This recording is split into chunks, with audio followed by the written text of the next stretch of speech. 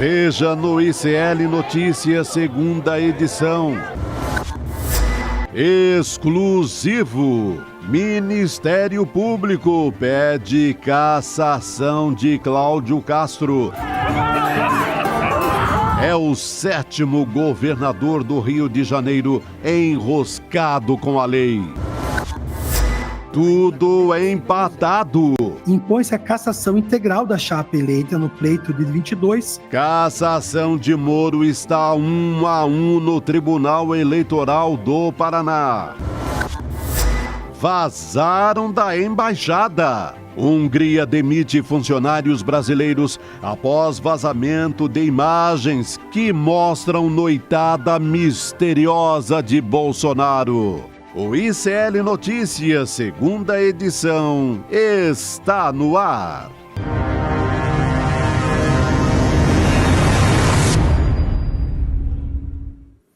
Alô, comunidade do ICL Notícias, dia 3 de abril de 2024, falamos ao vivo da nossa redação, dos nossos estúdios em São Paulo.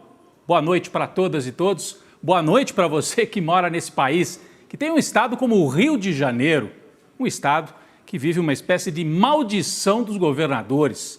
Avançou, como você viu aí na nossa escalada de notícias, avançou o processo para a cassação do atual governador, o Cláudio Castro, e também o vice. Vamos falar bastante sobre isso. Vamos voltar também às noitadas da Embaixada da Hungria.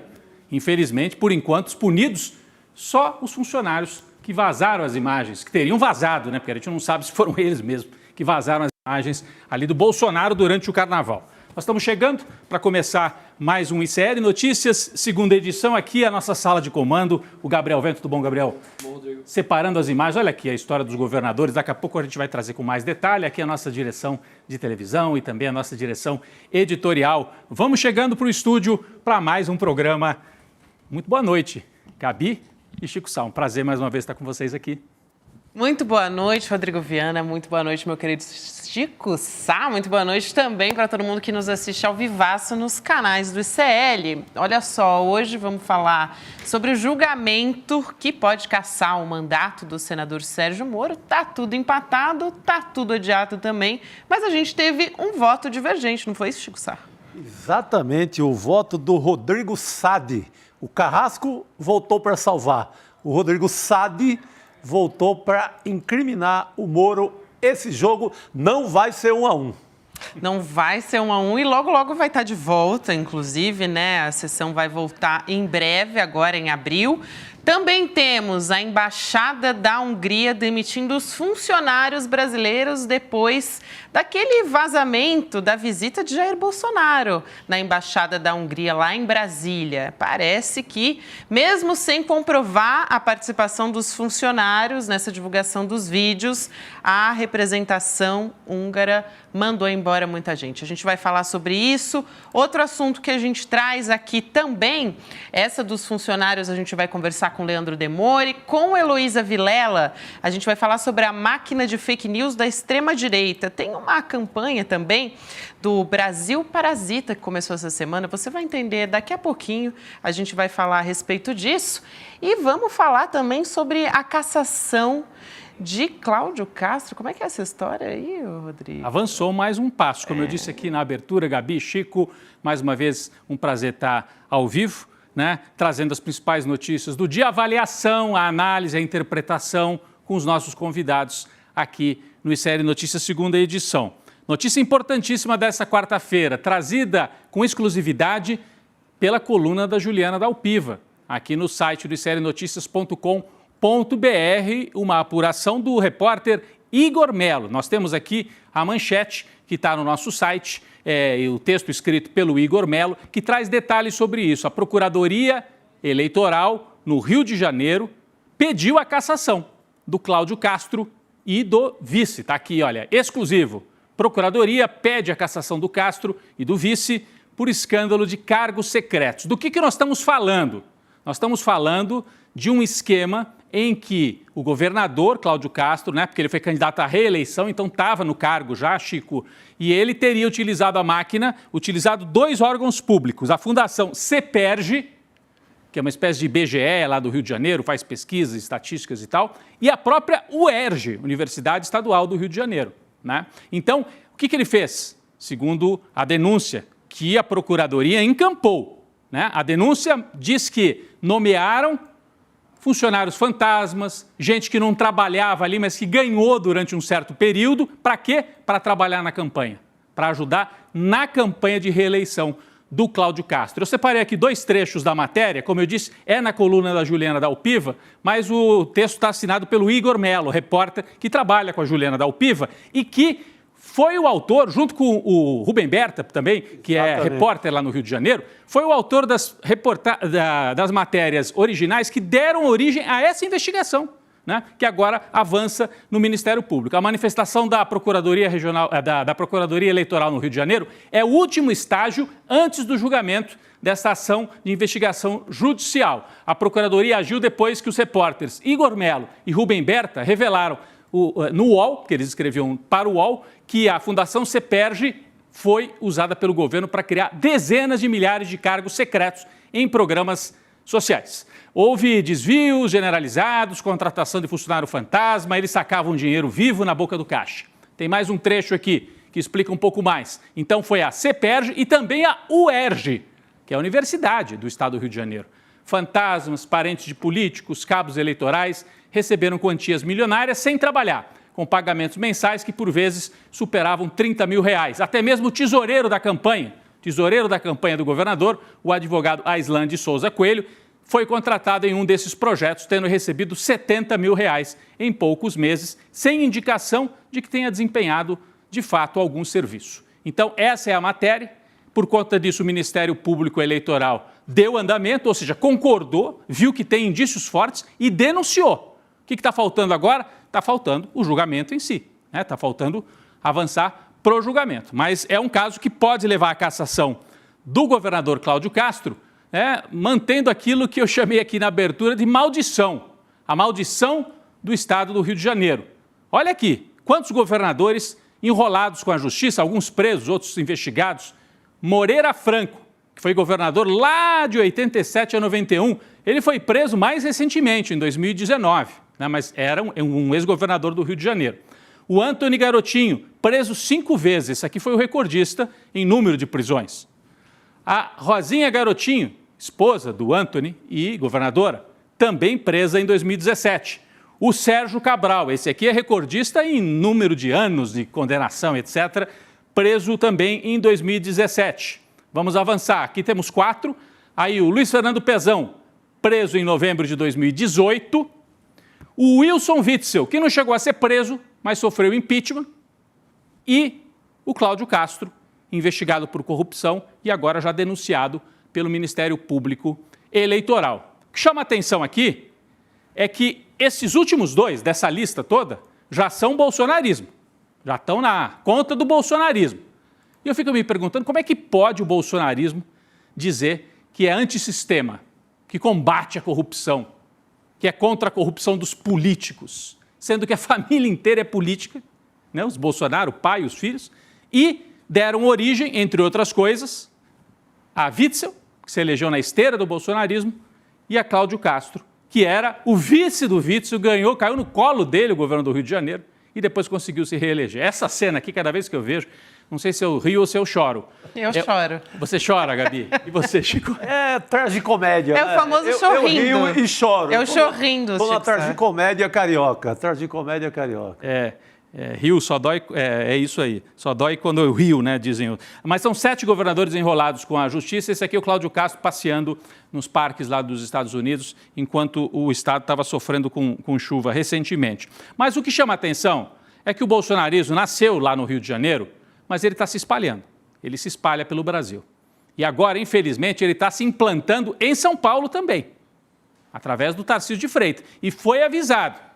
É um sujeito que mal conhecia São Paulo, né, deu lá um endereço em São José dos Campos, que ele nem sabia direito onde é que ficava, virou governador e está implantando uma espécie de linha bolsonarista também, por exemplo, na segurança pública. Essa história de liberar a polícia para matar. Não quer dizer que só a polícia de São Paulo que mata, não é isso, né? A polícia, infelizmente, é violenta no Brasil inteiro, mas aqui tem um governador que autoriza que dá um liberou geral para essa gente. E se a gente compara com o governo do Dória, olha só, Chico, a que ponto que nós chegamos, né, Gabi? O Dória, um governador também de direita, mas que ele implantou câmera e bancou câmera nas fardas dos policiais e bancou a vacina na pandemia. Exatamente. Antes de todo mundo, vacinou. Vacinou. Imagina se já fosse o Tarcísio, um bolsonarista aqui em São Paulo. A gente não teria tido, talvez, a campanha, o esforço de vacinação, que depois até obrigou o governo federal a correr atrás na época do Bolsonaro. Não é que eu esteja com saudade do Dória, mas quando a gente olha assim em perspectiva, parece que o Tarcísio é mais perigoso.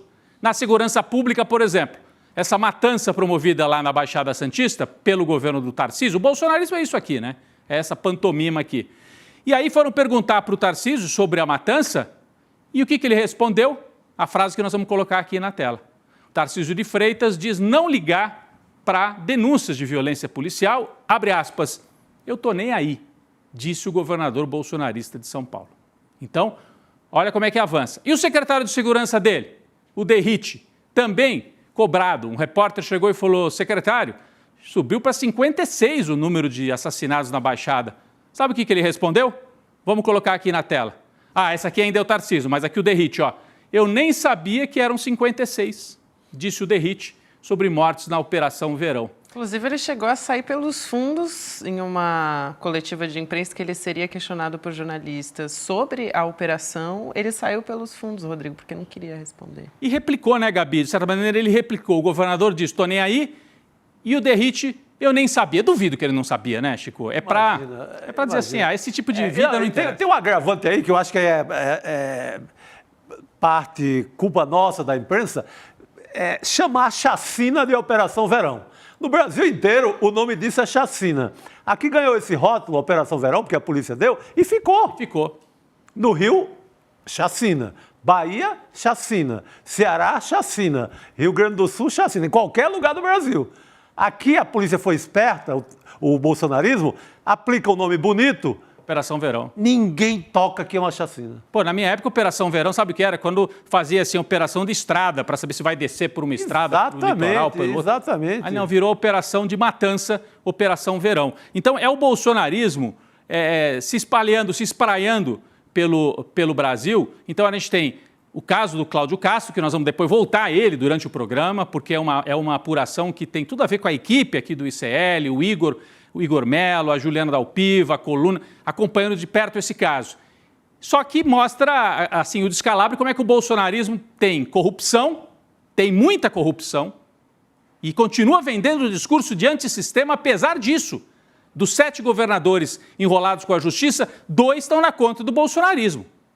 Repito, o Witzel e o Cláudio Castro. Então não dá mais para o bolsonarismo continuar vendendo esta ideia. E o mais preocupante é isso de se espalhar e de chegar também a São Paulo. E aí, olha, como uma espécie de cereja no bolo, o Tarcísio de Freitas está perdendo a cerimônia. Sabe o que eu estava observando agora há pouco? Quem é que vai ser o entrevistado no programa Roda Viva da TV Cultura da próxima segunda-feira? TV Cultura de São Paulo, agora estamos falando de São Paulo, podemos até tirar aqui os governadores do Rio, vamos vir aqui para São Paulo.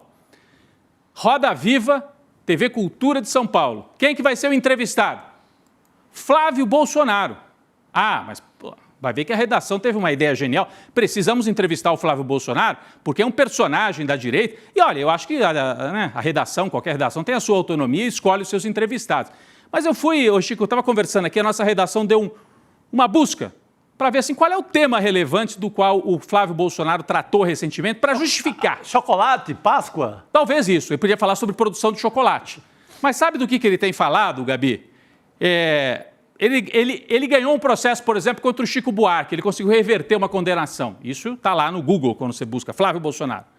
Aqui, ó, Justiça revê decisão e anula o pagamento de multa do Flávio Bolsonaro para o Chico Buarque. Esse é um tema. Outro, ele foi passar a Páscoa na Bahia, me parece. E aí isso virou coluna também, virou nota em coluna social. Olha aí, Flávio Bolsonaro e esposa passam feriado da Semana Santa em Praia do Forte. Também. E o terceiro tema? Ele está dizendo que o Zé Dirceu vai implantar o comunismo no Brasil. Tem anistia também, né, que ele pede para o pai dele. Ele pede anistia. Mas olha, então, será que ele vai falar de Chico Buarque, da Praia do Forte e do comunismo no Roda Viva? Eu não posso afirmar, né, porque eu não tenho bola de cristal, não estou lá na redação, se houve um telefonema, uma pressão do governador Tarcísio para entrevistem alguém do nosso lado do bolsonarismo, gente. Põe o Flávio Bolsonaro aí na TV Cultura. Será que teve, Chico, uma pressão?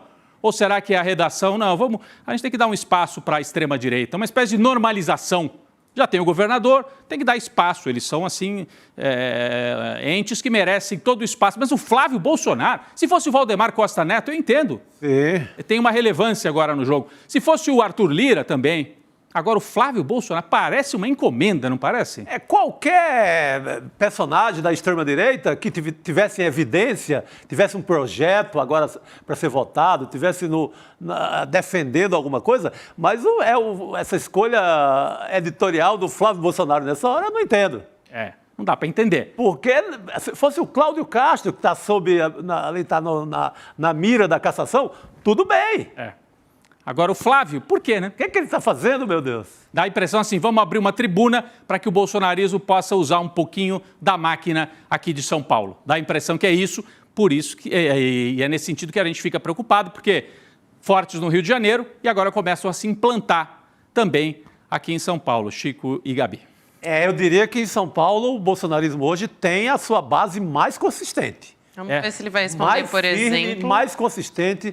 No Rio tem essa face, digamos, mais violenta da milícia, tem o governo, os casos são cobertos de forma mais folclóricas e exóticas, mas em São Paulo o bolsonarismo ele é mais consistente. E tem um projeto, parece. Ele finge que ele não é. Sabe, ao mesmo tempo ele emplaca Flávio Bolsonaro num Roda Viva na TV Cultura numa segunda-feira, sabe? Ele tem um governo que segue firme numa política de segurança que é para fazer do sangue voto, do cadáver de pobre voto. Isso é uma política. Eu digo que é uma política porque tirou coronéis que eram um pouco contra isso. Está limpando quem, de certa forma, não concorda com esse tipo de política de segurança. Então, eu acho que bolsonarismo forte é em São Paulo. Exatamente. E com o projeto, Gabi, alinhado não só com essa questão de segurança, também com o projeto econômico neoliberal, né? Porque estão privatizando a Sabesp, a joia da coroa no estado de São Paulo, a companhia de água, que o Tarcísio iniciou a privatização. Seria, inclusive, o Paulo Guedes que seria o secretário, que ele não topou. Foi convidado, né? O Paulo Guedes é o guru dessa turma toda. Isso aí.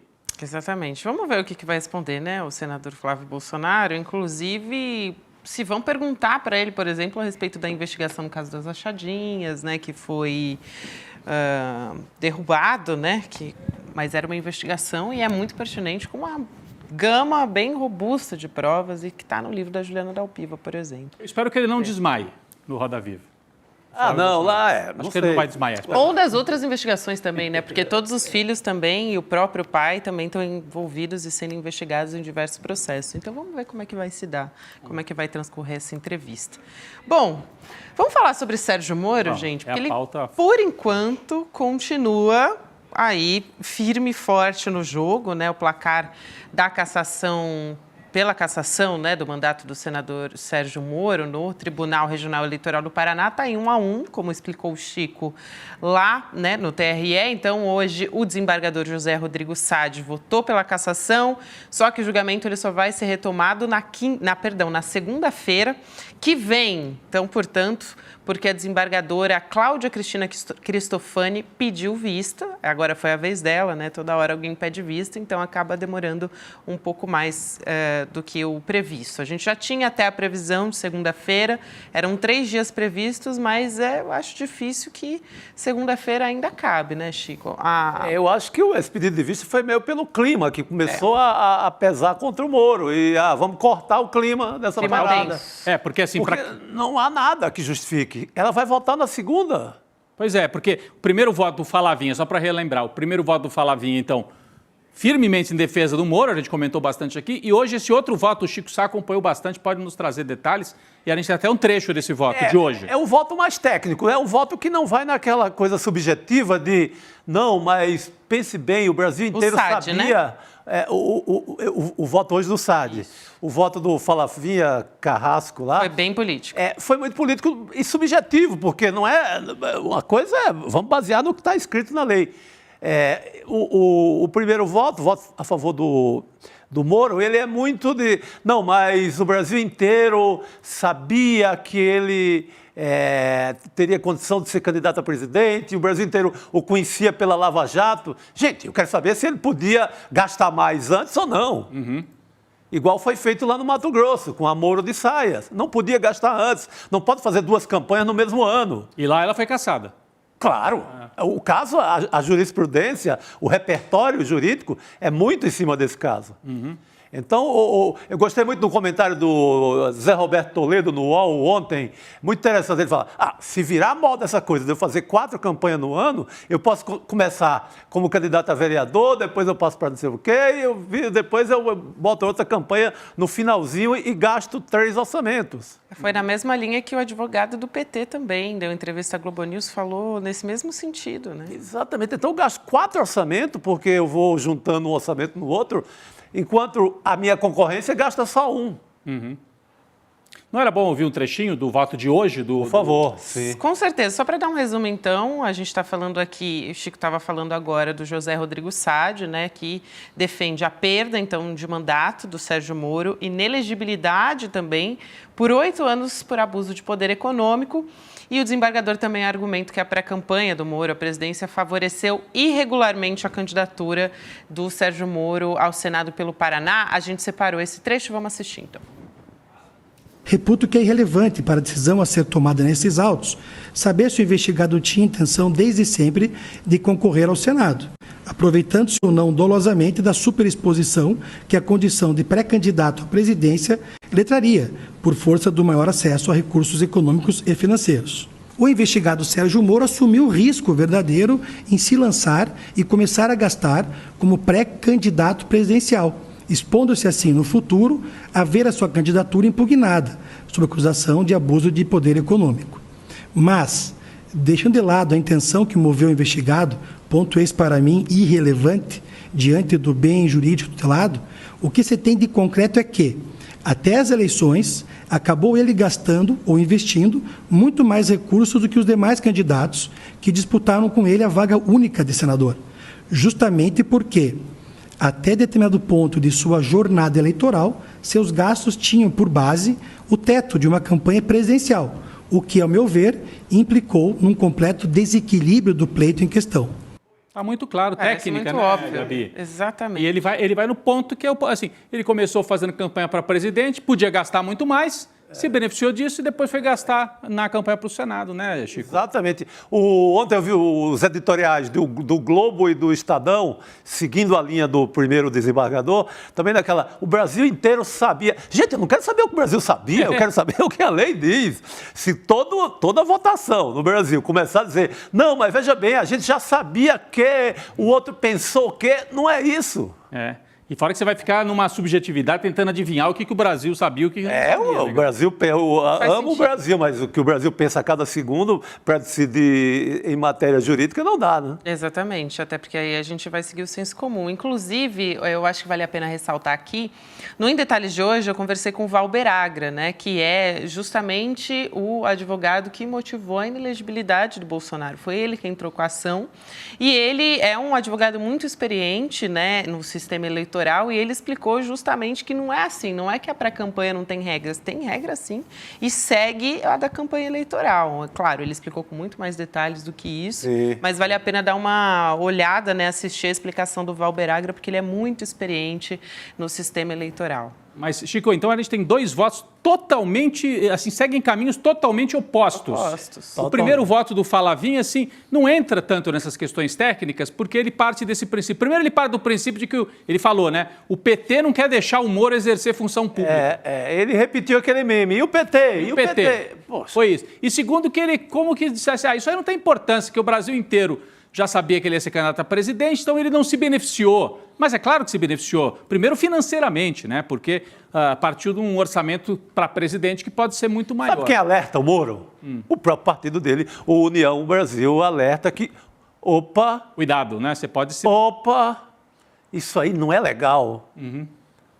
Mas daí, como tem 2 votos muito divergentes, o de hoje a gente viu até um voto assim mais, para ouvir, mais enfadonho, né? Porque é um voto mais técnico. Sim, Então, eu fiquei procurando a frase bombástica para anotar ali como jornalista. Você quer o grande momento. Não tinha, porque é lei, é a linha B da lei X.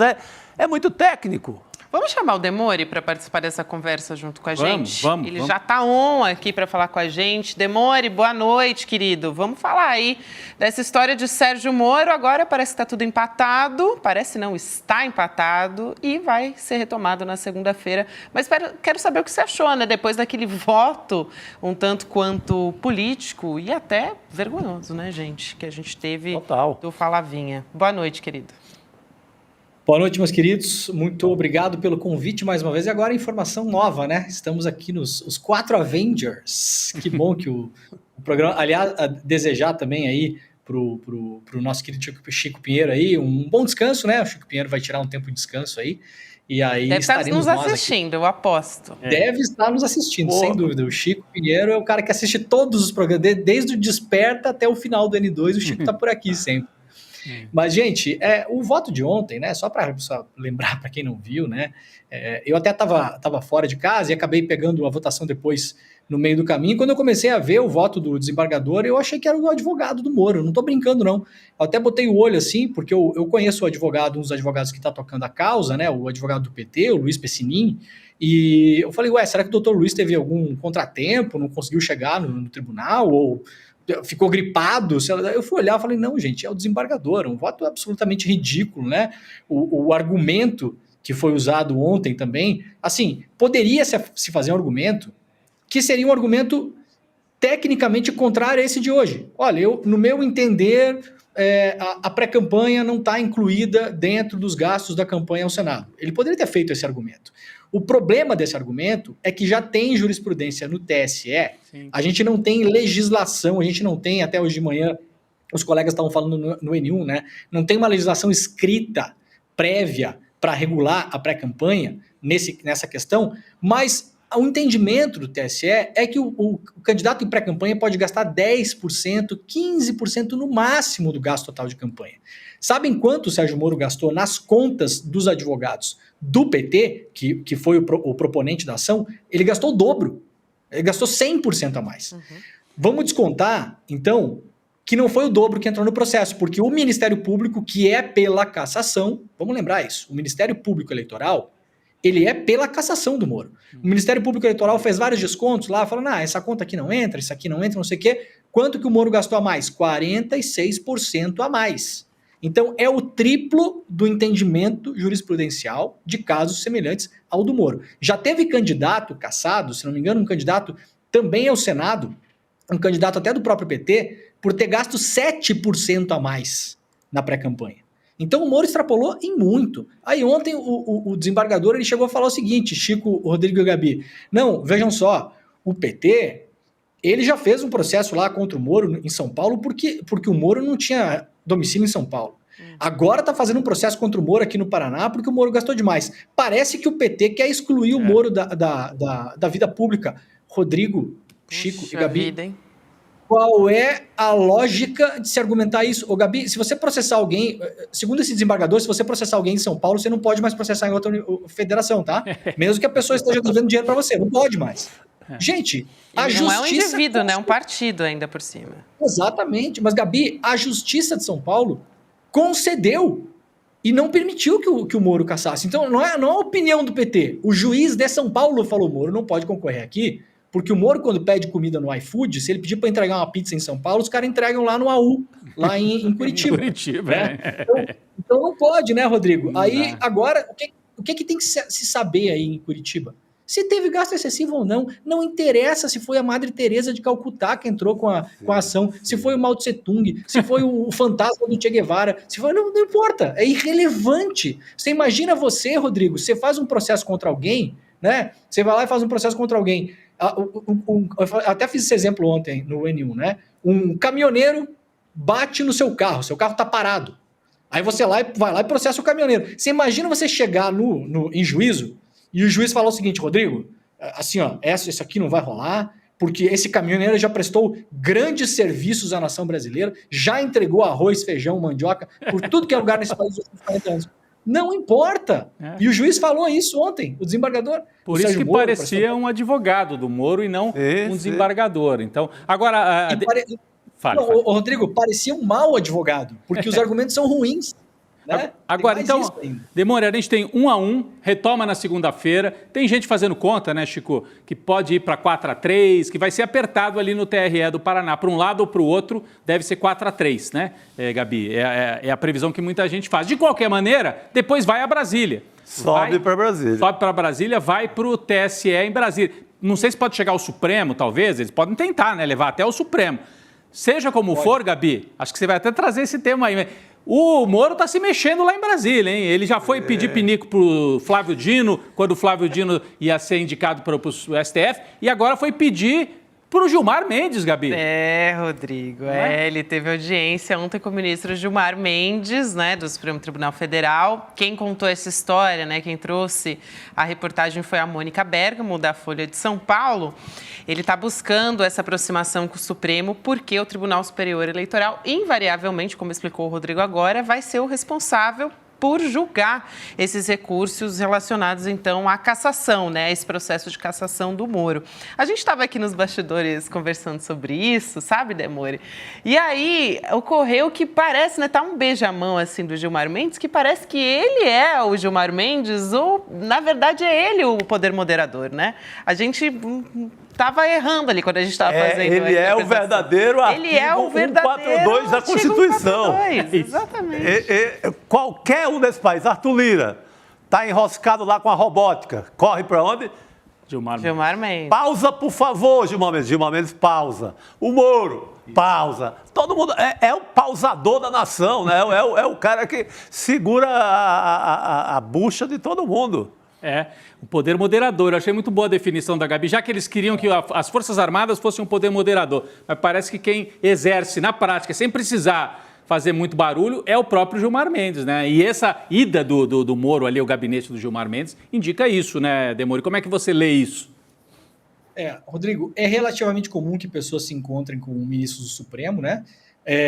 Isso não é normatizado, então vamos colocar a coisa como ela é. É relativamente comum que pessoas poderosas consigam agenda com ministros do Supremo, né? Porque a pessoa que está lá com um caso no STF por ter roubado um Chocomilk no supermercado não vai conseguir essa agenda. Então, isso é uma anomalia do nosso tribunal, não deveria existir, ou se existisse, deveria ter uma agenda pública que você possa entrar num site, fazer também o seu pedido de conversa, né? Mas é relativamente comum que essas conversas aconteçam. Sim. O que acontece? Como qualquer agrupamento humano, gente, não vamos ter ilusão que o nosso STF, ele é uma coisa neutra, asséptica, que tá presa numa bolha, né, incontaminada. O judiciário, em qualquer lugar do mundo, não é só no Brasil, a gente tem essa mania também de falar, o STF, aqui os ministros dão entrevista, não sei o que, em vários lugares do mundo isso acontece. Em alguns lugares não acontece, mas em alguns outros lugares acontecem.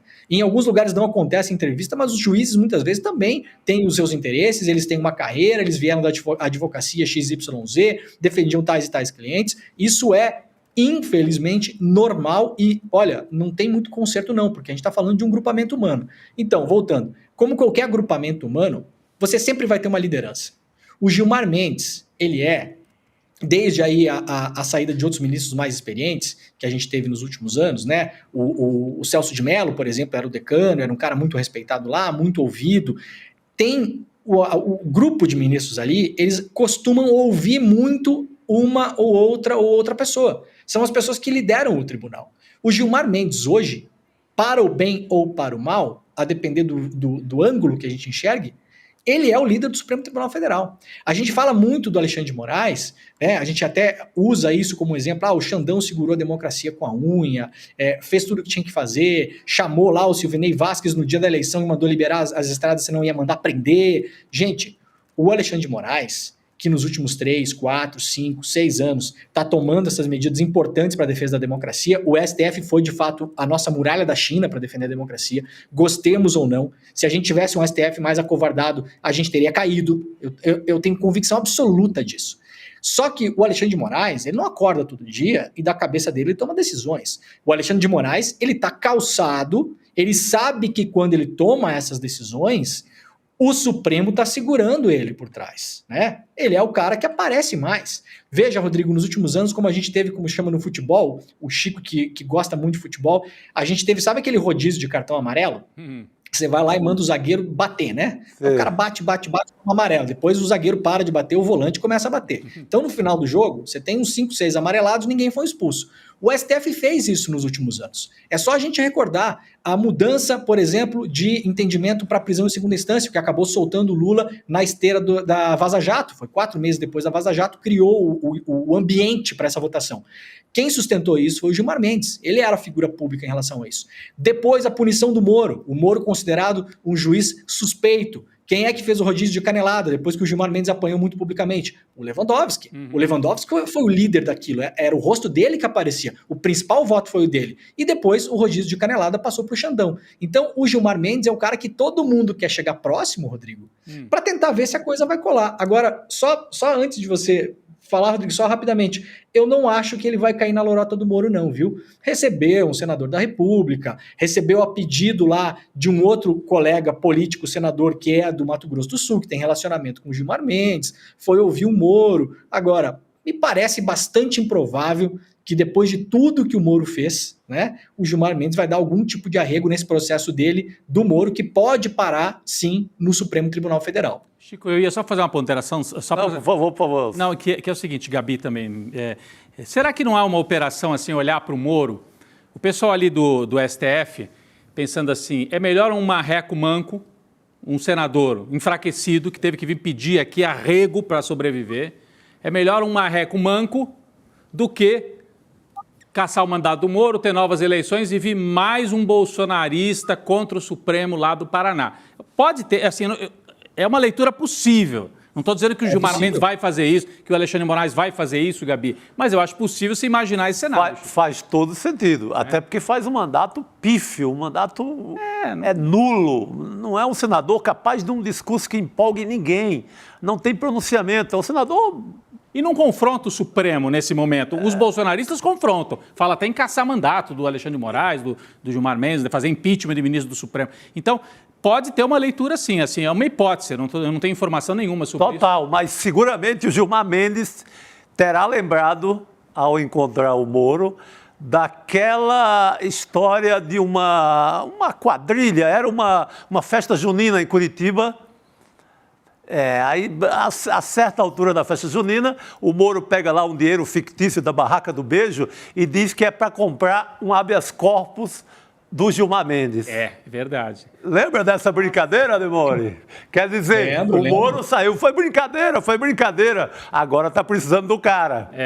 E fora os diálogos, né, Demore? O Gilmar deve ter lido os diálogos, né, da Lava Jato. Você leu muito na época que vocês cobriram. Ou se o Gilmar Mendes não lê os diálogos. Tem mais um que é importante lá, Rodrigo, por isso que eu acho que dificilmente vai conseguir enrolar uma... A sua leitura é uma leitura muito inteligente. É possível que isso aconteça. Claro, porque você abre a vaga do Moro no Paraná, quem vai tomar essa vaga lá é a extrema-direita, é qualquer pessoa da extrema-direita. Exato. Qualquer. Isso é verdade. Agora, vamos lembrar duas coisas importantes. Uma preocupação importante do Moro e uma lembrança importante que o STF nunca vai esquecer. A Lava Jato, ela, segundo os chats revelados da Vaza Jato, os procuradores, com a anuência do Moro, eles investigaram ilegalmente ministros do Supremo. O Deltan Dallagnol, em determinado momento, chegou a perguntar para os investigadores e depois pegar dados no COAF de modo ilegal, perguntando o seguinte, tem alguma coisa contra o Toffoli? Eles fizeram uma investigação ilegal contra ministros do Supremo. Eu não imagino que o Supremo vai esquecer isso tão fácil assim. Agora, uma segunda preocupação do Moro, Rodrigo. Primeiro, em relação ao TSE. Se o Moro se livrar no Paraná e for cassado no TSE depois, como foi o caso do Deltan, o Deltan ganhou de 6-0 no Paraná e perdeu de 7-0 em Brasília. Ele pode recorrer ao STF, mas nesse ínterim ele fica cassado. tá? E é muito mais difícil conseguir reverter lá. Agora o Moro tem uma outra preocupação na cabeça, Rodrigo, que ela é muito mais séria do que a cassação, que é a correição que o CNJ, através do ministro Salomão, Luiz Felipe Salomão, fez em Curitiba sobre o dinheiro que passou pela 13ª Vara, bilhões de reais em multas, dinheiro devolvido de corrupção e acordos de leniência das empresas. Essa correição terminou e o que a gente ouve desde o ano passado é que a coisa não vai ficar muito boa para o Moro, para os procuradores, eventualmente até para desembargadores do Tribunal Regional da 4ª Região em Porto Alegre, o TRF4. Esse é um problema maior, Rodrigo, por quê? Porque ali tem menos bola dividida, né? Tem menos bola dividida ali. Ali, assim, ou o dinheiro foi achado ou não foi, cara. Ou os caras sabem como foi gasto o dinheiro ou não sabem. Ou tem dinheiro sumido ou não tem. Ou tem dinheiro que foi parar em outro lugar ou não foi. Se isso caminhar para esse caso, que é um caso muito mais sério, isso pode gerar um processo criminal contra o Moro. E se gerar um processo criminal contra o Moro, ele responde direto no STF hoje, pelo entendimento atual, porque ele é senador, ele tem foro. Então ele nem passa pela primeira instância, não tem TSE, não tem debate, vai direto para o Supremo. E aí o problema, Rodrigo, é o seguinte, esse negócio, no limite, porque a gente não sabe o que tem na correição, no limite, pode dar cadeia. Por quê? Porque a gente está tratando de dinheiro. Se teve dinheiro que sumiu, que não se sabe onde foi parar, o Moro pode ser, inclusive, virar réu por crimes correlatos. Por exemplo, formação de quadrilha, por exemplo, lavagem de dinheiro.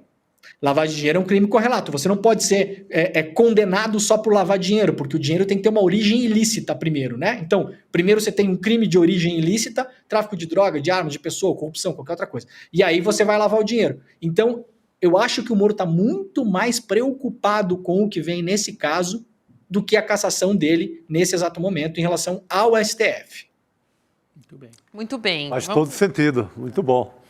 Vamos seguir aqui falando da história da embaixada, que eu prometi no começo do nosso programa que Demore falaria sobre isso, porque pelo menos 2 funcionários da embaixada da Hungria foram demitidos depois daquele vazamento das imagens que mostram o Jair Bolsonaro indo lá fazer festa do pijama, né? Passar 2 noites na sede diplomática lá em Brasília.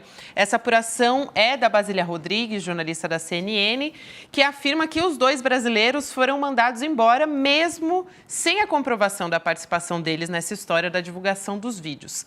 Inclusive, acaba na sexta-feira o prazo, acho que vale a pena ressaltar aqui, que o Alexandre de Moraes deu para a Procuradoria-Geral da República se manifestar a respeito disso. Ontem aqui a gente estava falando, são 5 dias. Mas é uma quinzena.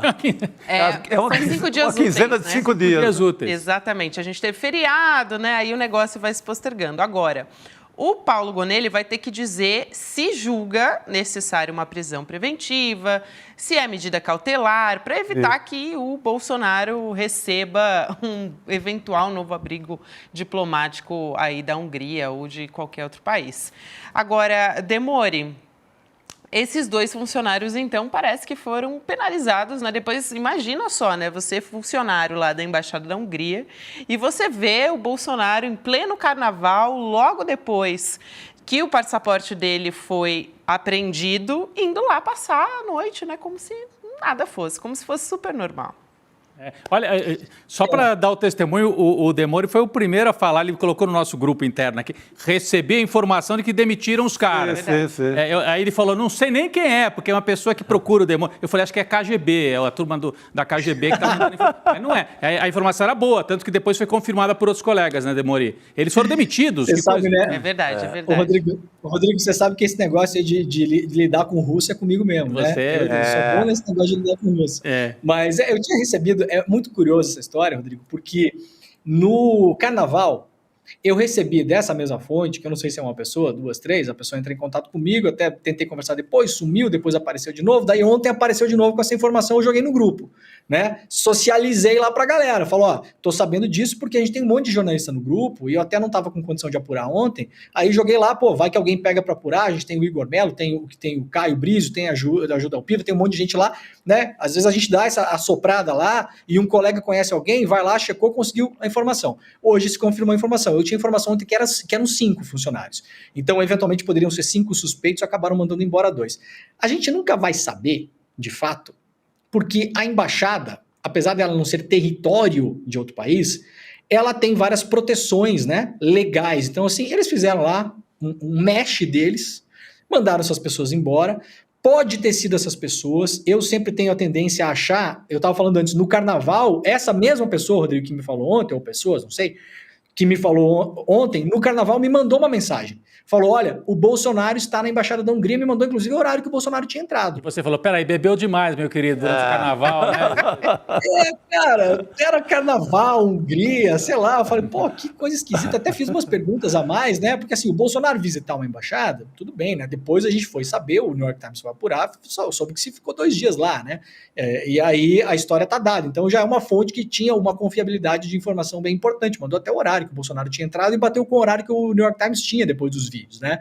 E aí, agora, a gente nunca vai saber, porque a embaixada, ela não tem obrigação de passar informações pro Brasil, né? Então a gente não vai saber nunca, ou talvez vamos saber daqui a 50 anos, talvez existam cabos diplomáticos aí de conversa da embaixada com o governo Orbán e tal. Quem sabe isso vaza no futuro, né, Rodrigo? Quem sabe essa fonte que está falando para mim possa vazar uns cabos diplomáticos pro ICL aí também, né, Rodrigo? Pode ser, tomara que sim. Aqui, né? Mas o fato, Mas Chico, a gente nunca vai saber, né? Chico e Gabi, o fato é que a gente está esperando uma punição para o Bolsonaro, se é tornozeleira, se é prisão domiciliar, o que quer que seja, e na verdade quem foi punido foram os funcionários que perderam até o emprego. Isso. Sem explicação alguma se vazaram, o que é que eles fizeram para desobedecer o mundo do Victor Orbán, né? Pois é. Chico, pode ter sido eles. Eu sou o tipo de pessoa que sempre tem a tendência a acreditar que esse tipo de coisa eles são muito mais simples e banais do que a gente imagina no começo, né? E eu tive essa experiência na própria Vaza Jato, né? Enquanto muita gente achava que era uma grande história, enfim, a gente foi ver que era o Delgatti, que é o cara lá que fez tudo meio por acaso e tal, né? Então, eu até pode ser que tenha vazado de dentro da embaixada, mas a gente também nunca vai saber se não é um cover-up, né? Se não é uma coisa assim, vamos mandar esses dois aqui embora, porque o negócio veio de outras fontes aí, mais graduadas, né, Rodrigo? Que a gente não sabe exatamente. E olha, Rodrigo, a história do Brasil nos ensina que nenhuma teoria da conspiração ela é suficiente para abarcar a nossa realidade. Exato. Durante muitos anos se falou da CIA, dos Estados Unidos, interferindo no golpe de 64. Hoje a gente sabe que eles estavam interferindo desde 61, no mínimo, no Brasil, com escritório na Avenida Rio Branco, investindo, Rodrigo. A gente viu no documentário que passou aqui do Camilo Tavares. No documentário do Camilo. Os Estados Unidos financiaram com dinheiro dos Estados Unidos, do Departamento de Estado. Isso é documentalmente comprovado. 200 candidaturas de deputados federais em 61, 600 candidaturas de deputados estaduais e 8 candidaturas de governadores. Então, assim, nenhuma teoria da conspiração lá nos anos 60 abarcaria isso, né, Rodrigo? Mas hoje a gente sabe que isso é verdade. Então, vamos aguardar para ver se foram os funcionários mesmo, né? Eu gostei do exemplo do Delgatti, né? Quem imaginaria o hacker de Araraquara nessa história? Quem que poderia dizer? Eu duvido. Exato. Nem o roteirista do Brasil grava isso.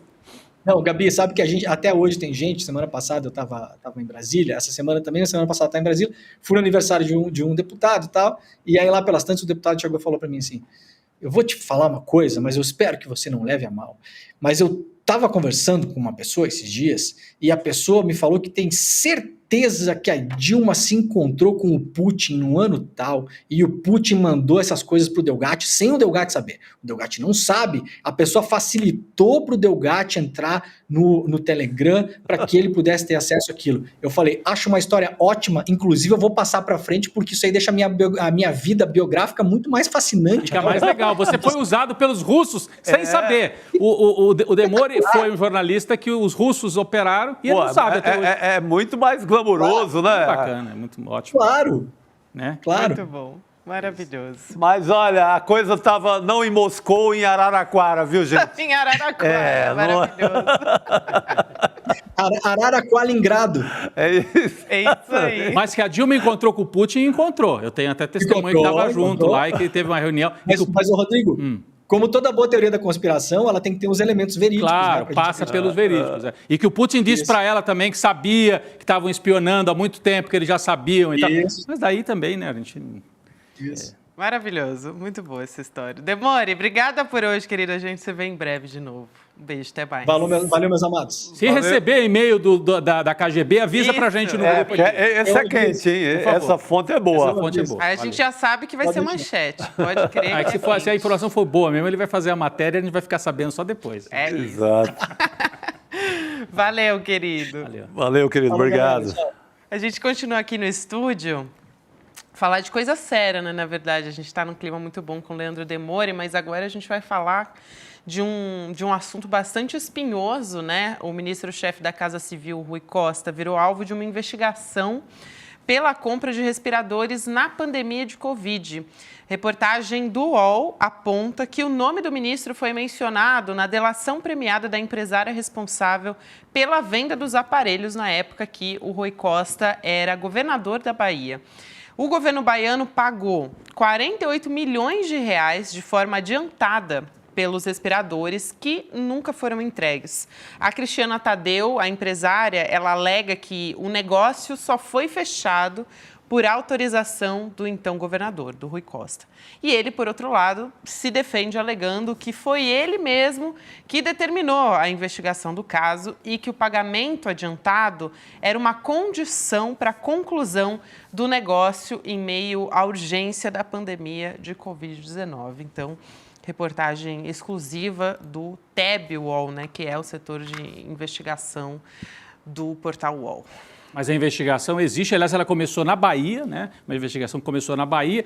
A defesa do governador, do ex-governador, atualmente ministro da Casa Civil, é de que, não, veja, não entregaram os respiradores, e por não entregar, eu pedi a abertura de uma investigação.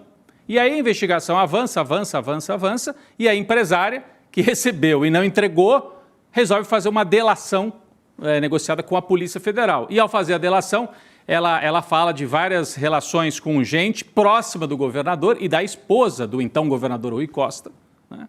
E diz que foi dessa forma que a negociação foi feita. Portanto, é uma delação premiada, é uma empresária que está sob ameaça de condenação por corrupção e que está querendo jogar para o então governador da Bahia essa culpa, né, Chico? Você sentiu consistência, assim, no que saiu até agora? Eu senti que ela vai precisar catar prova, ir em busca de provas, mas estive com o governador indicou que eu poderia ir lá no exterior atrás desses equipamentos que eu iria receber e tal. Acho que faltou... Eu escreveria a reportagem. A reportagem tem base numa delação. Tem base, né? É escrito, está lá, existe tudo. Mas achei fraco a delação, o conteúdo do que essa empresária fala. Essas denúncias, elas rolaram na época em todos os estados do Nordeste e também em cima do consórcio do Nordeste, que seria denúncia normalmente feita pelo mundo ali do Bolsonaro, que elegeu inicialmente o Flávio Dino, governador do Maranhão, como principal inimigo, depois saiu estado por estado, Camilo Santana, em todos os estados do Nordeste fazendo essa denúncia. Aqui ainda andou um pouquinho, foi essa da Bahia, porque o Rui Costa, ele pede a investigação.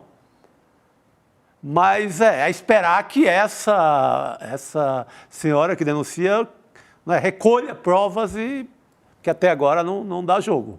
É isso. Exatamente. Eu vou continuar. Aqui tem mais um elemento de reportagem na história. Só ressaltando aqui, acho que eu não falei, mas a reportagem é do nosso colega Guirri Talento, né, que é um excelente repórter, inclusive, do portal UOL.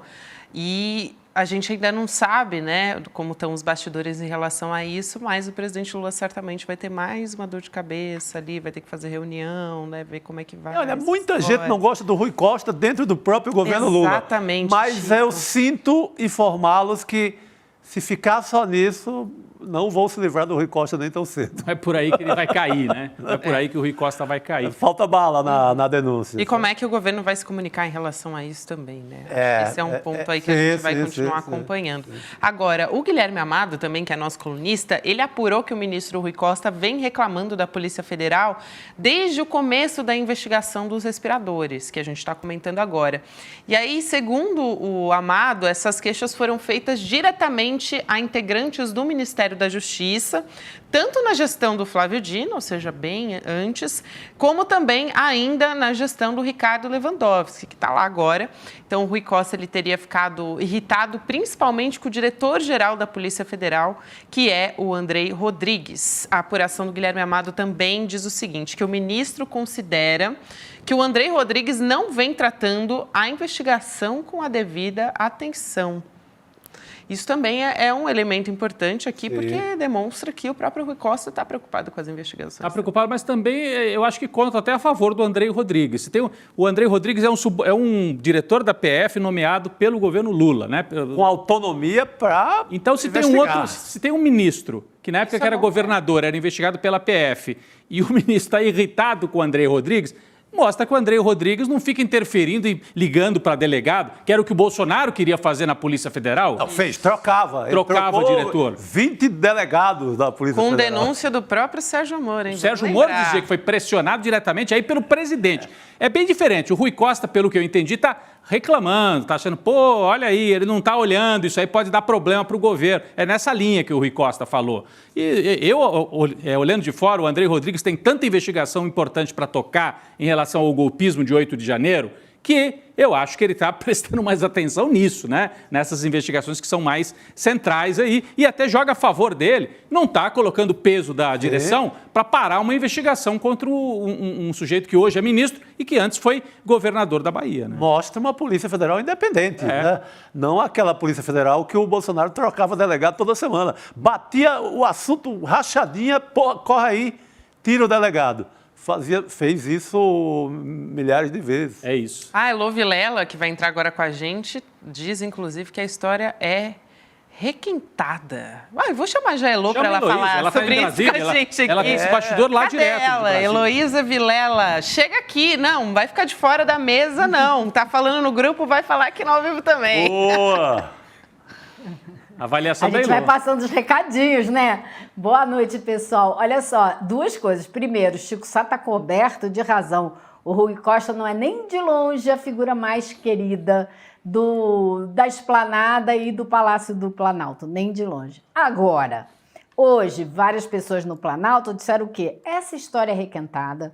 Ela voltou para a primeira instância porque justamente não envolvia o governador na época, ele não era alvo da operação, ele não era visto como, né, a pessoa que cometeu o crime. Então, que eles acham que isso é requentado e que, como muitas outras coisas, voltam à tona justamente para fustigar o governo, né? Então, essa era mais ou menos a conversa hoje no Planalto. Agora, é grave, né, que você tem uma delatora, grave assim, é incômodo para o governo, você tem uma delatora que é empresária, que era o alvo da investigação, né, que pega e diz, não, mas espera aí, isso aí, essa compra só rolou dessa maneira, né, desfavorável ao governo da Bahia, porque teve o dedo do governador, é isso que ela está dizendo ali, né? Então ela joga a bomba para cima do então governador Rui Costa e cria um incômodo, mas a avaliação então no Palácio é de que isso não tem peso para, por exemplo, enfraquecer a posição do governador, do ex-governador Rui Costa como ministro da Casa Civil, Heloísa? Não, ninguém fala nisso. O Rui Costa é uma figura muito forte, né, nesse governo, desde o começo sempre foi. E, aparentemente, houve muitas inimizades ali no começo por um estilo de trabalho e por objetivos políticos. Tem gente que diz que ele, no começo do governo, sonhava com a possibilidade dele ser o próximo candidato a presidente se Lula não concorresse ou depois de Lula. Isso está ficando cada vez mais claro que não vai acontecer. Então, ele está recuando um pouco e já começa a falar numa candidatura para o Senado. Então, isso deve acalmar um pouquinho os ânimos das fofocas palacianas, das disputas de poder dentro do palácio. Agora, Elô, mudando de assunto aqui, a gente quer conversar contigo também sobre essa privatização disfarçada, né, da Caixa Econômica Federal. A gente já discutiu aqui a intenção do presidente da Câmara, Arthur Lira, de vender as loterias federais, a gente já falou aqui a respeito disso, e hoje teve uma audiência pública lá em Brasília, onde está a Elô, para discutir esse assunto. E uma representante do Ministério da Fazenda, inclusive, declarou que a pasta sequer sabia desse processo. O presidente da Frente Parlamentar em Defesa dos Bancos Públicos, o deputado Tadeu Venere, do PT, manifestou, né, estranheza sobre essa falta de informação do Ministério da Fazenda sobre as loterias. Vamos assistir esse vídeo, a gente já volta para conversar com o Elô.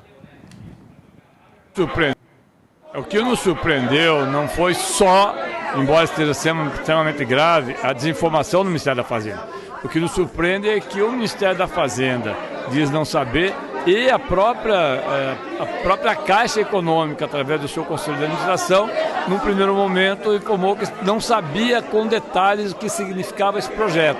É claro que nós não podemos colocar sob suspeita essas declarações, mas é no mínimo preocupante que o Ministério da Fazenda e a Caixa, que é diretamente interessada, não saibam disso. Inclusive, a Central dos Trabalhadores e Trabalhadoras do Brasil cobrou que o governo Lula lute também contra qualquer processo de privatização da Caixa, né? O representante do CTB, o Emanuel Souza, criticou a forma como o processo tem sido conduzido. Tem mais um vídeo para a gente ver. O bicho faz parte, não é uma contravenção, mas faz parte do crime organizado em todo o nosso país, em especial no Rio de Janeiro, todo mundo está vendo isso na televisão. Então, é briga de cachorro grande. O presidente Lula precisa também entrar nessa discussão, assim como o Ministério da Fazenda. Nós entendemos a correlação de forças que ele está enfrentando, mas nós estamos aqui para gritar e para oferecer a ele o respaldo para fazer o enfrentamento dessa questão. Nós conhecemos o modus operandi, nós sabemos como é que funciona, como é que funcionou na Caixa de Seguridade, como é que funcionou na Petrobras, com a distribuidora, com a Transpreto. É uma fraude perante esse Congresso, porque qualquer privatização tem que passar pelo Congresso. Eles fazem uma manobra ardilosa para tirar o debate do Congresso. É preciso, inclusive, que a gente já se prepare para, se necessário, judicializar. Nós temos que trabalhar isso. É preocupante, né, Elô? Porque a gente já teve, inclusive, a Lira tirando, né, a presidente da Caixa, né, uma funcionária de carreira, muito competente, e agora a gente está vendo esse movimento também, né, Elô? Conta pra gente essa história. Pois é, o que acontece, né? No dia 19 de março, a gente fez uma matéria mostrando que o Conselho de Administração da Caixa ia se reunir para discutir já a transferência das loterias para essa subsidiária. E por que uma subsidiária? Porque uma subsidiária, aos poucos, você pode ir vendendo ações, você pode se desfazer dela e privatizar todo o negócio sem ter que passar pelo Congresso. Esse é o grande medo dos funcionários da Caixa, que esteja em andamento um processo às escondidas, disfarçado, para privatizar setores da Caixa. E esse setor é muito importante. Ele deu um resultado, um rendimento para a Caixa no ano passado de 23 bilhões e 400 milhões de reais. É muito dinheiro e 39% desse volume vai para projetos sociais do governo. Se for para a mão de uma iniciativa privada, mais de 90% desse dinheiro vai ficar com a iniciativa privada, não vai voltar para projeto social algum. Então o governo perde mais uma frente de trabalho social. Bom, o que está acontecendo agora? O que eu soube agora no fim da tarde? Que, apesar dessa gritaria toda, o Conselho de Administração da Caixa tem a intenção de marcar já para a semana que vem uma nova reunião do Conselho para colocar essa transferência em pauta outra vez. A reunião do dia 19 só foi suspensa porque o representante dos funcionários da Caixa levantou e disse, mas vem cá, vocês não têm um estudo que mostre como é que isso vai ser bom para a Caixa, por que vai ser bom? Tem que haver uma justificativa para fazer essa transferência. E eles disseram, não, temos sim, só que não tinham nada para apresentar. Então suspenderam a reunião e aparentemente vão ter que apresentar algum estudo. Agora, essa fala a respeito do Ministério da Fazenda é que chamou muito a minha atenção. Por quê? A Caixa é 100% do governo federal. Como o Ministério da Fazenda não sabe de nada que está acontecendo lá, como o Ministério da Fazenda não está informado a respeito dessa intenção de transferir uma operação fabulosa dessa, que envolve muito dinheiro, para uma subsidiária que pode ser depois privatizada, como já aconteceu, eles bem lembraram, com alguns pedaços da Petrobras. Então, a situação é muito complicada.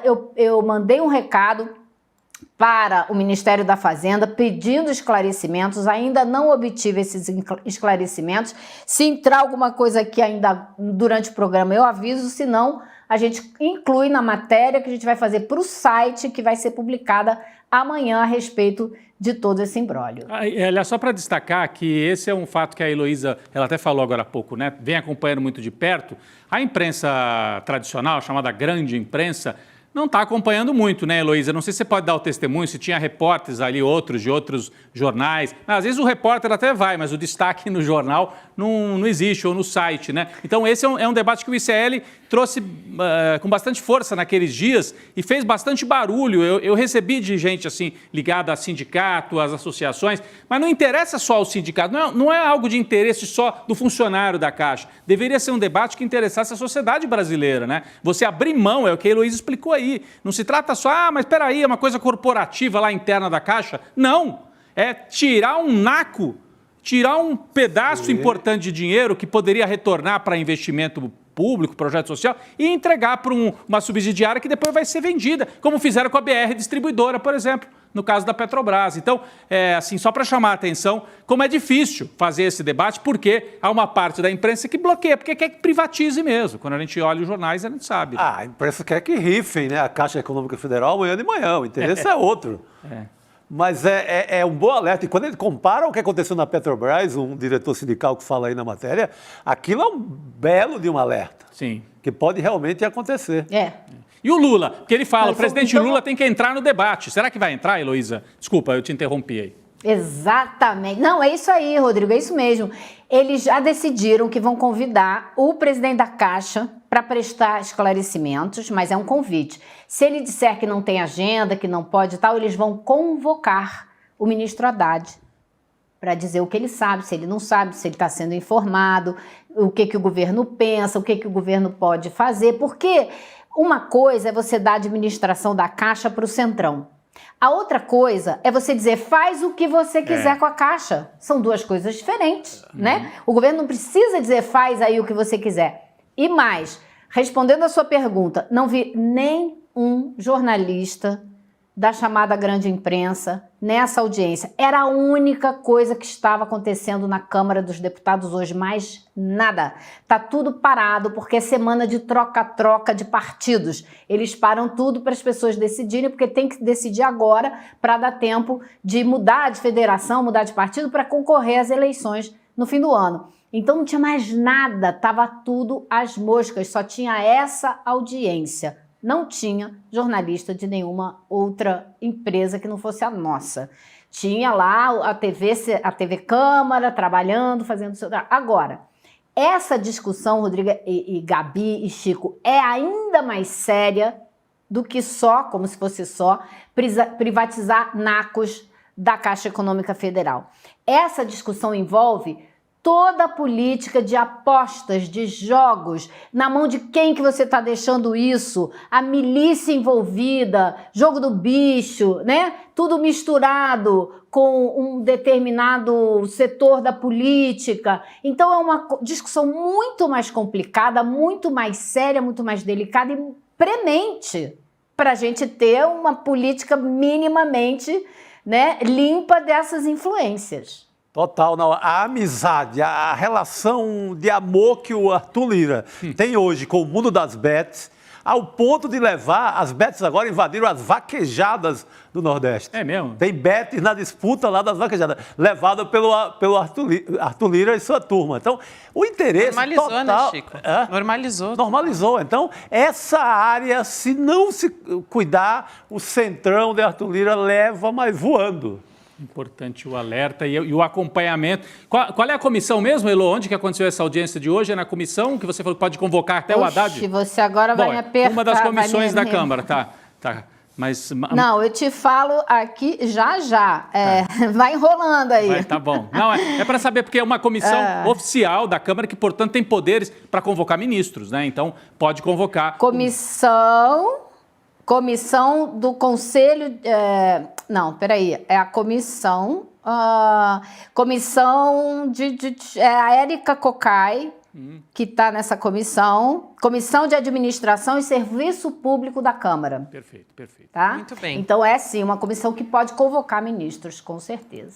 E a grande imprensa não estava lá, mas Heloísa Vilela estava. Estava. Então, Não deixa de ser a grande imprensa. É a pequena imprensa, né? A pequena imprensa. Não, é que a Heloísa é grande, não tanto na estatura, mas como jornalista. Você representa, Elo. É isso aí. Gente, vamos agora mudar um pouco a pauta aqui, mas para falar de um assunto importantíssimo sobre as mentiras da extrema-direita.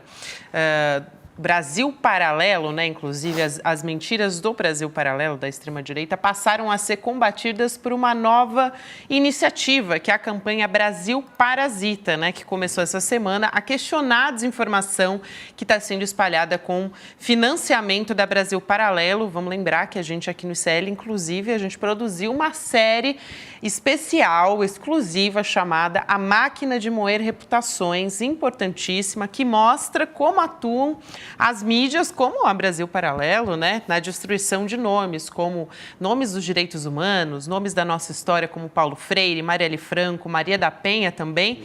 A gente vai conversar agora com o Rodrigo Kendi, que é um dos coordenadores da campanha Brasil Parasita. Só lembrando, para quem quiser assistir A Máquina de Moer Reputações, tem que entrar na nossa plataforma, né? Assinar a nossa plataforma, mas vale muito a pena, porque é importantíssimo. Vou dar boa noite para ele. Kendi, obrigada por aceitar nosso convite. Seja muito bem-vindo aqui ao ICL.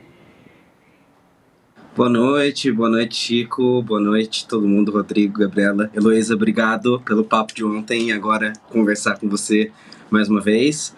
E obrigado pelo convite. Já estão rolando rumores mesmo de que eu sou um braço pago do ICL, então é bom estar aqui para a gente conversar, não é não? Nosso agente infiltrado. Isso aí. Muito bem. Bom, conta pra gente então, vamos começar por aí, por favor, conta um pouco dessa campanha que é a Brasil Parasita. Até antes de eu contar da Brasil Parasita em si, até para acho que todo mundo entender o tamanho do que a gente está lidando aqui, eu trouxe uns dados que eu acho muito importante da gente trazer para pontuar o tamanho dessa máquina e o capital que está girando em torno da guerra da desinformação. Queria lembrar para todo mundo que talvez não conheça Brasil Paralelo, que no ano passado eles gastaram 16 milhões só de propaganda no Facebook, na Meta, no Instagram. Esse ano, esse valor subiu para 22 milhões de reais. Isso é 4 vezes maior o valor que a SECOM gasta com comunicação do próprio governo. Então, quando a gente está falando de guerra de informação, a gente também está falando desse tamanho de guerra do capital. E eu estou dizendo isso porque, e brinquei agora no início, né, que esse é logo o primeiro ataque que a gente toma, né, que a gente eventualmente estaria sendo patrocinado e pago por alguém. Quem tem 22 milhões para investir em empresariado não é o nosso grupo, não é a nossa iniciativa orgânica. E a gente já vai falar sobre ela. Então é sobre esse tamanho do que a gente está falando. E por quê? Porque com esse tamanho de capital, com esse tamanho de investimento, vamos dizer assim, a Brasil Paralelo consegue fazer uma coisa que é o lawfare, o uso da justiça, daquilo que é chamado pela própria Brasil Paralelo de máquina de processos, para calar os seus críticos. E isso já vem acontecendo com acadêmicos, com influencers, com todo mundo que tenta fazer algum tipo de crítica a Brasil Paralelo de maneira individual. Quando alguém solta um vídeo individualmente, a pessoa vira alvo da máquina, tanto da própria Brasil Paralelo quanto do seu público de ataque. E foi num desabafo. Oi? Não, eu só queria assim, só para a gente não perder. Você falou aí 20 milhões de reais gastos só com publicidade, porque não sei se todo mundo aqui do nosso público pegou isso, quer dizer, não é quanto que eles gastaram com a produção dos documentários e do conteúdo. Uma coisa é o conteúdo que custa muito mais do que isso até. Mas daí eles, além de gastar com o conteúdo, com documentários para destruir reputações e para defender teorias, algumas amalucadas, outras politizadas pela extrema-direita, eles gastam para divulgar isso, porque eu não sei se todo mundo sabe também, mas você pode comprar um anúncio no Facebook para que o seu conteúdo rode 100 vezes mais do que o meu.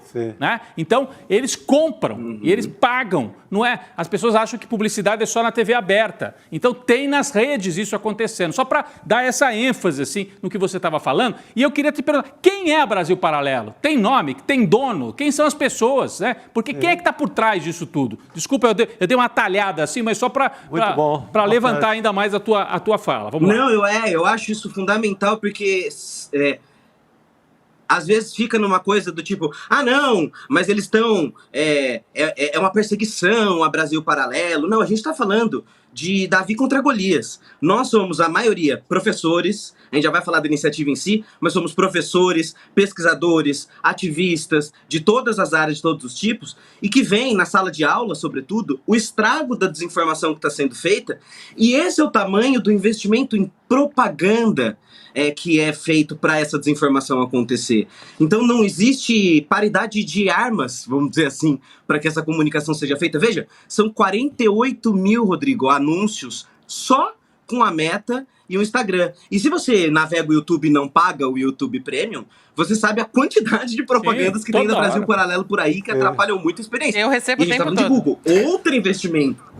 Exatamente. Então você imagina. E aí agora eu reverto, né? Pergunto pra galera que tá aí. Pra quem produz conteúdo ligado à ciência, ligado às fontes e tudo mais, quantos tem propaganda passando por aí? Quantos tem a força para divulgar o seu próprio canal, para fazer sua propaganda rodando a nível de milhões investidos, né? E a Brasil Paralelo, até respondendo já a sua pergunta e para não me alongar, ela surge em 2016 com a iniciativa de alguns jovens, 3 jovens no caso, mas muito ligada ao empresariado do Sul. Desde o início, a maneira com que eles se colocam no debate público lá em 2016 foi a partir de congressos, chamando, portanto, então, especialistas da extrema-direita, então, Rodrigo Constantino, o Príncipe, que é um dos grandes entusiastas, o deputado Príncipe, né? Essa contradição em termos maravilhosa, que é um dos grandes entusiastas da Brasil Paralelo, e também o grande empresariado, que está sempre junto. Então, quer dizer, é disso que se trata. A gente está falando de capital, de desinformação, máquina de propaganda política, assim como nós tivemos na década de 60 com o IPs. É um Ctrl-C, Ctrl-V que está acontecendo aqui. Só que é aí atualizado para esse modelo de redes sociais, na qual tudo é uma grande paranoia, uma grande conspiração. E, inclusive, aqueles que se prestam a criticar essa iniciativa da Brasil Paralelo só podem estar pagos pelo Eduardo Moreira, vejam só vocês. Não tem outra saída que não seja essa. Inclusive, eu vim aqui com essa missão, viu, gente? Chico, eu já tô aqui falando publicamente que eu vim com essa missão. Já que estão acusando a gente e a gente não ganha um centavo, somos mais de 20, 30 criadores, e eles já estão acusando a gente mesmo, ô, seu Eduardo Moreira, faz o Pix aí pra galera. Boa. Inclusive, gente, o que a gente tá movimentando muito o nosso chat... Mas não é só o Eduardo Moreira, não. O Jorge Soros também tá te financiando. Que estão falando que o Jorge Soros também te financia. Pode vir aqui, ó. Mind8, Jorge Soros, o governo do amor. Só nesses dias já foi isso. E o Eduardo Moreira. Pô, você imagina se todos esses nos financiarem? Eles que se preparem, hein? Que aí a gente vai vir pesado. Só vai melhorar a parada, né? Falando em financiamento, eu vou passar a palavra para a Elô, mas só para dizer aqui que o nosso chat está movimentando muito, muita gente é fã do Kendi. Agora, o Demor, ele inclusive fez uma observação, porque ele está acompanhando aqui, ele disse que o Brasil Paralelo está levando o Jordan Peterson para Poá, né, para Porto Alegre, com apoio da RBS, que é a Globo local. Esse é o tamanho que eles chegaram. E muita gente mandando beijo. William De Luca, que está de férias, Cristiano Botafogo no Medo e Delírio, todo mundo mandando mensagem para mim. Ai, manda um beijo, por favor, pro Kendi. Então, estou aqui mandando um beijo para o Kendi. Quem tem amigos tem tudo. Quem tem amigos tem tudo. Tô aqui meio nervoso, tenso, né? Mas, meus amigos estão aqui no Zap, calma, não sei o quê. Tá indo bem. Beijo para todos os meus amigos que estão aqui segurando a minha mãozinha nessa responsabilidade. Conta um pouquinho aqui pro pessoal, porque é o seguinte, essa campanha começou dia 1º, no Dia da Mentira, na semana dos 60 anos da ditadura militar, né? E ela começou e vai durar a semana inteira, mas não é a única ação que esse grupo vai fazer de forma coordenada, vai fazer outras ao longo do ano, né? Como é que está o resultado? Isso está movimentando as redes, está vindo gente, tem gente querendo ajudar a fazer conteúdo. E aí depois você pode contar mais um pouquinho também como é que essa história dos vídeos terem a estética, né? Essa estética do Brasil Paralelo. Beleza. Bom, em resumo, como se isso aqui fosse um corte de Instagram, a nossa ação consiste no seguinte: essa percepção de que a Brasil Paralelo tem um ecossistema financiado para desinformar. E a única maneira que a gente tem de, pelo menos, começar esse debate é criando um ecossistema preocupado com ciência, educação, divulgação de fontes e pluralidade de conteúdos. Porque já que, como eu estava dizendo, a gente vira alvo, e se a gente juntar todos nós? Então, nós temos gente produzindo conteúdo para várias áreas e várias plataformas, de modo com que não há uma liderança e alguém que tutela e manda, mas encontros semanais que vieram desse meu desabafo lá em dezembro, para que a gente pense, e aí a gente se organizou. Tem gente para falar da desinformação plantada pela Brasil Paralelo, no caso da negação das vacinas, um documentário que depois eles fingem que não existiu e tiraram do ar. Também de desinformação sobre as urnas, que também tiraram do ar, e a gente está aqui para lembrar as pessoas dessa ligação, mas também sobre educação, sobre história, sobre aquilo que eles gostam de chamar de cultura woke, ou seja, atacar minorias LGBT, mulheres, movimento negro, botando em todo um balaio só. Meio ambiente, né? Oi? Meio ambiente também, né? Meio ambiente também, que é uma frente fortíssima que eles têm junto da bancada do agro. Então a gente se dividiu em várias frentes, em vários criadores e em várias plataformas também. Ou seja, nós temos vídeos no YouTube, lives, reacts, threads no Twitter, spaces no Twitter e também, e essa é a parte que eu convido a todos participarem, grupos de distribuição no WhatsApp e no Telegram, para que cada um também dentro desse ecossistema, não só produtores, possa fazer sua parte, divulgando, compartilhando, até porque, vai outro dado aí pra galera, um dos maiores grupos do Brasil de divulgação é da Brasil Paralelo, tá? Não é do grupo de esquerda.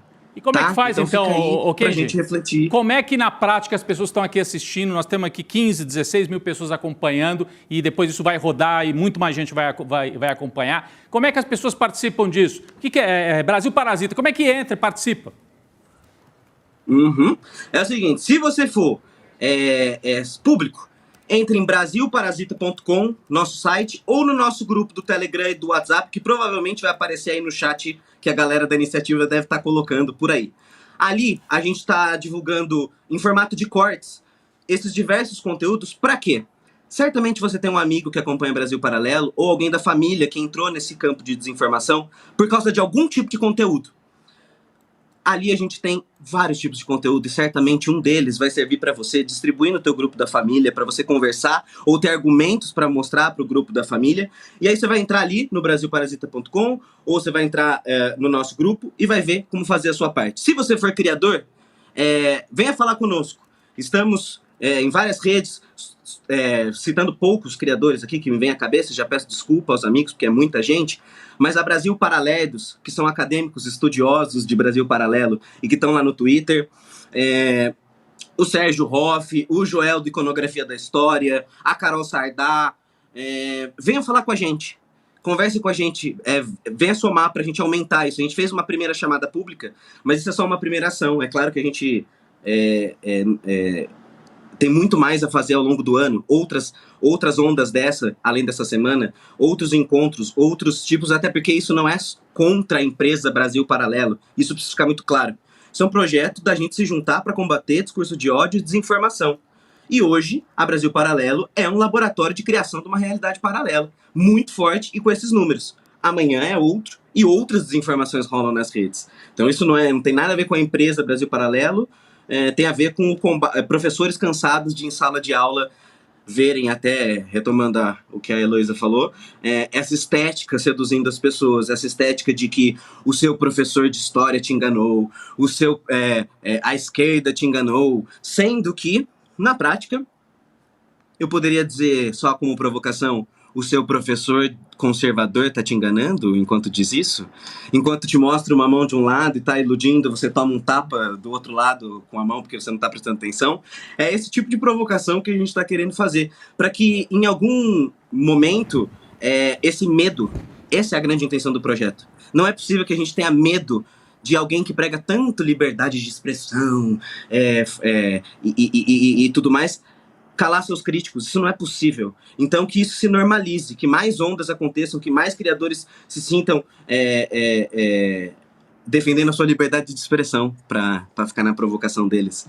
E façam o seu trabalho de dizer o estrago que a Brasil Paralelo tá fazendo. Até porque a gente já está vendo, por exemplo, e fica aí a dica agora, eu preciso falar com poucas palavras, mas para jornalistas investigativos esse fio, que é alguns professores que estão aparecendo como entrevistados dos documentários da Brasil Paralelo, estão mandando mensagem um pouco chocados porque eles não sabiam que era para Brasil Paralelo. Não foram informados desse fato. Mas, como a gente tem jurídico, a gente tem um pouco de sanidade, eu deixo esse trabalho para os jornalistas investigativos. Mas isso já é resultado e isso deve virar público, porque professores também não devem se aguentar e devem falar. Mas isso já é resultado do que está acontecendo aos poucos, além do engajamento orgânico. Muito bom. Muito bem, então. Obrigada por hoje, Rodrigo Kendi, que é um dos coordenadores da campanha do Brasil Parasita. Parabéns pelo seu trabalho, querido, fundamental e muito importante todos esses alertas que você trouxe aqui pra gente. Prazer falar contigo, seja sempre muito bem-vindo. Até mais. Obrigado. Bela iniciativa. Muito obrigado. Parabéns, querido. Poxa, muito obrigado. Espero a gente se encontrar mais e produzir mais coisas juntos agora que eu sou mais um dos tutelados por Eduardo Moreira. Nosso aliado. Banqueiro, Salafrário, que está bancando todo mundo. Se comunista. Muito obrigado, minha gente. Obrigado mesmo. Obrigada, Façam a parte de vocês aí que tá no chat. Entrem nos nossos grupos, vamos conversar. Tem coisa para todo mundo fazer. E todo mundo tem que fazer. Vamos lá. É isso aí. Vamos Elô, um tchau, beijo tchau. para você também, querida. Até mais. Valeu, Elô. Tchau, tchau. Bom, a gente nesse final, a gente estava falando, né, sobre um trabalho tão importante, agora a gente vai ter que mudar o mood completamente, porque, na verdade, a notícia é muito ruim. O presidente da Câmara dos Deputados, Arthur Lira, ele conseguiu mesmo censurar a agência pública, nossos colegas jornalistas que fazem um trabalho de investigação jornalística importantíssimo. Por unanimidade, a Justiça do Distrito Federal decidiu que uma reportagem com uma denúncia de violência sexual contra o Arthur Lira deve permanecer fora do ar. São as denúncias que partiram da ex-mulher do Arthur Lira, do presidente da Câmara, a Juliane Lins. Depois dessa decisão da Justiça do Distrito Federal, a agência pública, inclusive, declarou que vai continuar tomando as medidas cabíveis para defender a publicação da reportagem, né? A Juliane Lins, que esteve aqui no ICL Notícias, segunda edição, inclusive, conversando com a gente para contar também essa história. Né? A Heloísa Vilela fez várias reportagens com ela, foi quem deu muitas histórias que ela contou de violência sexual. É um caso que está também parado na justiça. Nada contra o senhor Arthur Lira anda em qualquer justiça. Em Maceió, os colegas jornalistas sabem o que eu estou falando. Centenas de jornalistas mexeu, paralisa na justiça. Em Brasília está sendo a mesma coisa. A sorte do Brasil é que esse mandato dele, estamos em abril, temos até o final do ano. É muita coisa na mão do Arthur Lira, deve seguir na mão do Centrão a Câmara, mas o fato de sair da mão dele vai ser bastante significativo. Ele vai perder um pouco do poder que ele hoje usa para emparedar, para paralisar, por exemplo, a publicação de reportagens ou paralisar, inclusive, investigações contra ele, que foi o caso que você citou agora há pouco. O Chico Sala lembrou o caso em que o Gilmar Mendes mandou parar as investigações do escândalo da robótica. E aqui é um escândalo também de grandes proporções, porque é a Justiça censurando uma reportagem da agência pública. Nossa solidariedade aos colegas da agência pública. Que fazem um trabalho seríssimo, importante para a nossa democracia. Importantíssimo. E é isso, gente. É uma notícia muito ruim, inclusive, esse desfecho que a gente teve até agora, mas a pública sabe o que ele quer fazer com isso? Não mexam com o meu nome que eu paraliso e processo. Isso tem um efeito imediato sobre todos os jornalistas. É o exemplo, né? É o exemplo para os outros não mexerem, não fazerem. Ele processou o ICL também. Não conseguiu tirar do ar, mas processou também o ICL Notícias, por ter veiculado. Então, é o método dele calar jornalista com esse tipo de história e encontra, sim, guarida, encontra gente favorável a ele na justiça. Tem encontrado. É isso. É isso, gente. Vamos para o nosso recado final aqui. A gente tem mais um grande evento do ICL, do Elliot Aronson. Eu venho falando muito, batendo muito nessa tecla, mas é que ele é um dos maiores psicólogos dos Estados Unidos, autor do best-seller Animal Social. Ele é especialista, né, em psicologia social e ele vai dar uma aula gratuita, inédita aqui no Brasil, para a nossa comunidade, inclusive, né, sobre ciência do comportamento humano, que é a especialidade dele, e os fatores que levam as pessoas a tomar decisões e como a gente pode escapar, por exemplo, de tentativa de manipulação de todos os tipos. A gente estava agora mesmo conversando com o Kenji sobre esse trabalho importantíssimo que ele está fazendo para desmentir notícias falsas, manipulações, documentários, né? Tudo construindo com um ar de muita especialidade e muito profissionalismo, só que, na verdade, é uma mentira e está sendo bancada com dinheiro, muita grana, né, Chico? Muita grana. Já tem grupos de comunicação grandes no Brasil entrando, como a RBS, que está trazendo agora com o Brasil Paralelo o Jordan Peterson, que é um psicólogo da Universidade de Toronto, a história dele é detonar feminismo, é detonar o politicamente correto. Ele é um grande papa no mundo disso. Da guerra cultural, que eles chamam de guerra cultural. Então, já a imprensa tradicional, ou dita tradicional, já está entrando em alianças com o Brasil Paralelo. Então, agora, o perigo só aumenta. Eu me lembro, sabe do quê? Quando eu comecei nesse mundo dos blogs, tinha o Instituto Millennium. Lembra do Instituto Millennium? Que também surgiu lá no Sul.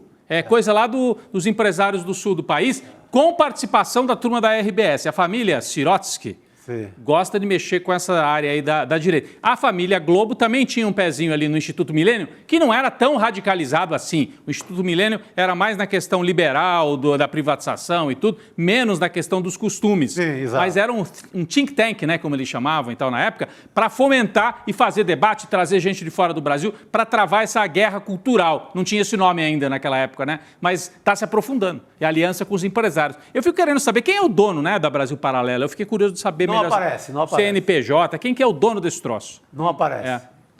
Inclusive, é muito importante a gente salientar aqui, porque se as fake news que são divulgadas ali no Zap, né, a tia do Zap, enfim, a gente, amigos nossos, familiares, são pegos nessas fake news, imagina um conteúdo produzido com a grana que é produzida pelo Brasil Paralelo, né? O potencial de destruição que uma mentira dessa pode ter, destruir reputação, como, por exemplo, foi feito aquele documentário contra a Maria da Penha. Então, a gente recomenda muito o curso, né, a aula com o Elliot Aronson, que vai justamente combater, a gente vai aprender a como escapar dessas manipulações e a blindar contra tudo isso. Então, vai ser nesse domingo agora, que é o dia 7 de abril, às 8 horas da noite, mas você precisa se inscrever, lembrando, icln2.com.br para garantir essa vaga, que é gratuita, online e inédita, exclusiva aqui no Brasil. Vamos nessa então, né, gente? Depois dessa imersão em fake news, em manipulação. No combate. É isso aí. Dá uma sensação boa saber que nós estamos no meio desse combate, com armas um pouco mais modestas do que do outro lado que tem o dinheiro, mas tem muita gente querendo fazer o combate. É bom ver um jovem como o Kenji, assim, né, com tanta energia para tocar esse combate. É importantíssimo. Vamos ver o recado que a gente tem sobre essa aula também. Vamos assistir. Existe alguma fórmula para diminuir a agressividade das pessoas? Diminuir os conflitos entre as nações? O que a psicologia social diz sobre isso? Pois bem, a gente resolveu conversar com o maior nome no planeta da psicologia social.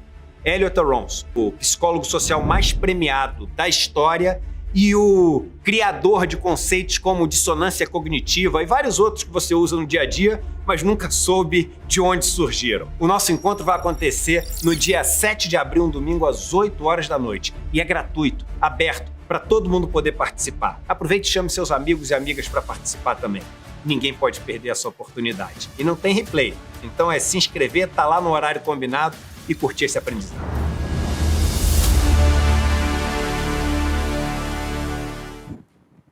Muito bem, então, recado dado, gente. Agora, não esquece de fazer sua inscrição, senão você vai perder, hein? Depois não vai dizer que eu não avisei. É isso aí. Vamos nessa, então. Quarta-feira, estamos na metade da semana. Amanhã é véspera de sexta. Então, firmes e fortes, que essa semana ainda tem muita coisa. Gabi, como diria o nosso... Que, aliás, né, vou mandar um beijo para ele também. Um beijo pro Chico. Um beijo pro Chico. Eu sei que ele está nos acompanhando. Eu recebi aqui a informação de fontes muito próximas ao Chico Pinheiro. Fontes seguras. Então, um beijo pro nosso querido Chico Pinheiro. Para você que nos acompanhou até agora, muito boa noite para você, Chico Sá. Boa noite, Rodrigo Viana. Boa noite. Amanhã a gente vai estar aqui firme e forte. A partir das 7 horas tem Desperta com Leandro Demore. Tchau, até amanhã.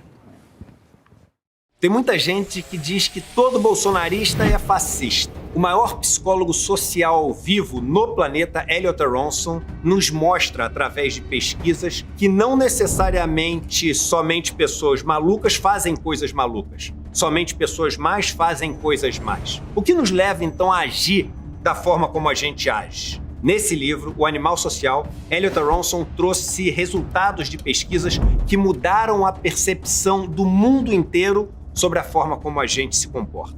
E é com ele, que tem 92 anos e esbanja a lucidez, que a gente vai conversar no dia 7 de abril, um domingo às 8 horas da noite, num encontro inédito no Brasil. Para você participar, é super simples. Clica no botão aqui embaixo, saiba mais. Se inscreve gratuitamente. Aprende com a gente, com esse que é um dos nomes mais importantes para nos explicar como a gente chegou até aqui.